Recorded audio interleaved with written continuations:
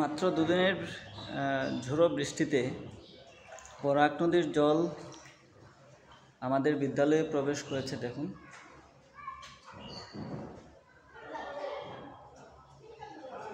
জল ঢোকার খবর পেয়ে আমি সকালবেলায় এসে দেখি স্কুলে প্রায় বারান্দা এবং ভিতরে জল ঢুকছে।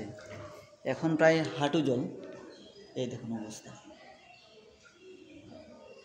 তো আমি এবং আমার এক সহকারী শিক্ষক মিলে যতটুকু পারা যায় এভাবে জিনিসপত্র তুলে রাখার চেষ্টা করেছি, যাতে বন্যার জলে কম ক্ষতিগ্রস্ত হয়। একেবারে বিদ্যালয়ের সামনের মাঠ, সেটিও এখন জলমগ্ন।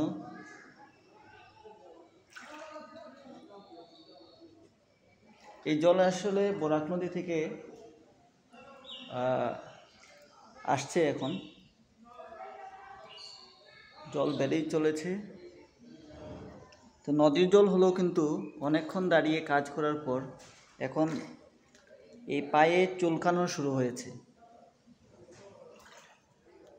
এই দেখুন অবস্থা। এটি আমাদের শ্রেণীকক্ষ।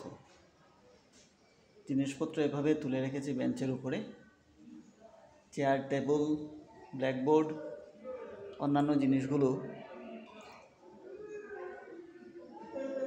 না হলে বৃষ্টির বন্যার জলে যদি ডুবে যায় সমস্ত কিছু, তো একে তো পরিষ্কার করার ঝামেলা অনেক বেশি থাকে, তারপর অনেক কিছু নষ্ট হয়ে যায় যেগুলো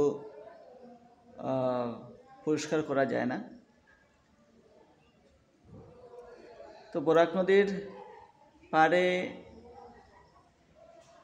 থাকার আরেকটি অসুবিধার দিক হচ্ছে এটি, যে নদীর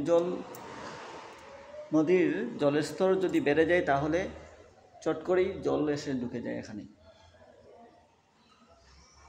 এবং প্রত্যেক বছরে কিন্তু এই ঘটনাটা ঘটে থাকে।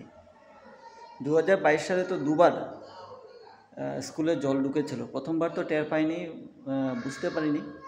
পরের বার আমরা একইভাবে জিনিসপত্র তুলে রেখেছিলাম, ফলে ক্ষয়ক্ষতির পরিমাণটা কম হয়েছিল। গত বছর বন্যা হয় বলো হয়নি, কিন্তু এবছর কিন্তু বর্ষার মরশুম শুরুতেই এভাবে জলমগ্ন হয়ে পড়ল। দেখা যাক কতদিন থাকে এই জল।